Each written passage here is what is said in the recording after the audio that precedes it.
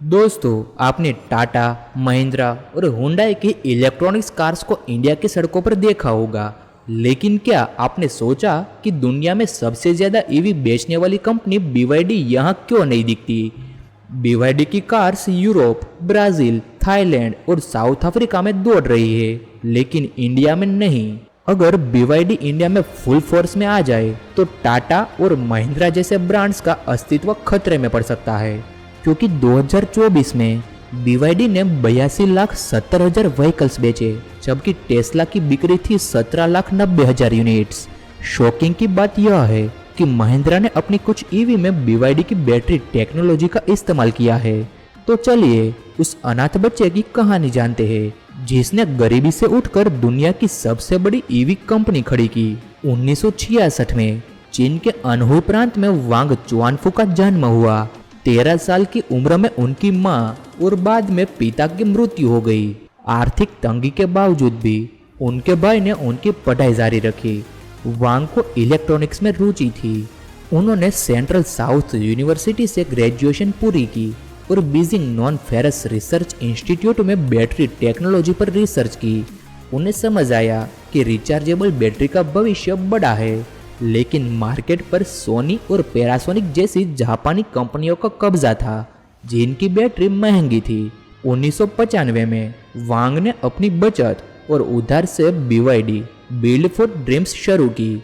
20 लोगों की टीम के साथ उन्होंने कम कॉस्ट में हाई क्वालिटी बैटरी बनानी शुरू की। सिर्फ 3 ही साल में BYD ने चीन में जापानी कंपनियों को टक्कर दी और नोकिया, मोटोरोला जैसे ब्रांड्स के लिए बैटरी सप्लाई करने लगी। लेकिन वांग यहीं नहीं रुके। 2003 में उन्होंने एक बंद पड़ी कार कंपनी खरीदी और 2005 में BYD F3 सेडान लॉन्च की। कम कीमत के कारण यह चीन की टॉप सेलिंग कार बनी। ऑटो इंडस्ट्री हैरान थी कि बिना अनुभव के BYD ने यह कैसे किया। वांग ने चाइनीज कस्टमर की जरूरत समझी और वैल्यू ड्यूरेबिलिटी दी। 2008 में जब वैश्विक अर्थव्यवस्था डगमगा रही थी, BYD ने दुनिया की पहली mass market plug in hybrid car F3 DM launch की। बैटरी, मोटर और सॉफ्टवेयर सब इन हाउस बनाए। वॉरेन बफेट ने $230 मिलियन निवेश कर 10% हिस्सेदारी खरीदी, जिसने BYD को ग्लोबल स्पॉटलाइट दी। टेस्ला ने शुरू में BYD को गंभीरता से नहीं लिया। टेस्ला ने लग्जरी कार्स बनाई, लेकिन BYD ने सस्ती टिकाऊ कार्स बनाकर आम लोगों को टारगेट किया। उनकी ब्लेड बैटरी जो सुरक्षित और किफायती थी। वांग ने 2023 तक BYD को दुनिया का सबसे बड़ा ईवी सेलर बना दिया। BYD ने south east Asia, south America और यूरोप में अफोर्डेबल कार्स और इलेक्ट्रिक बसें बेची। यूरोप में उनकी गाड़ियां जर्मनी, नॉर्वे और UK में लोकप्रिय हुई। उन्होंने हंगारी में मैन्युफैक्चरिंग प्लांट भी सेट किया। इंडिया में BYD 2007 से मौजूद है बैटरी और इलेक्ट्रॉनिक्स के लिए। 2013 में ओलेक्ट्रा ग्रीनटेक के साथ इलेक्ट्रिक बसें लॉन्च की, जो दिल्ली, मुंबई और पुणे जैसे शहरों में चल रही है।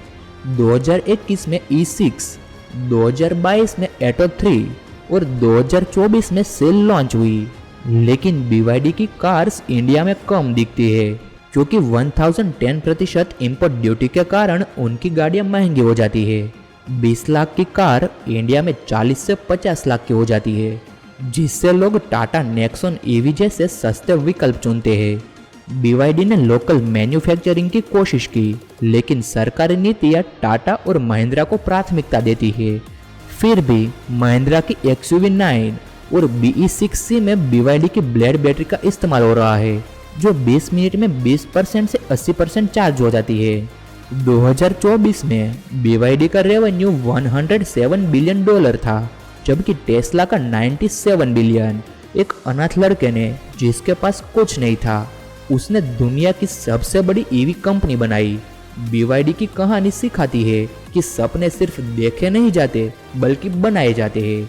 ऐसे ही वीडियो को देखने के लिए हमारे चैनल को सब्सक्राइब करें, लाइक करें और अपने दोस्तों को शेयर करें। Thank you for watching.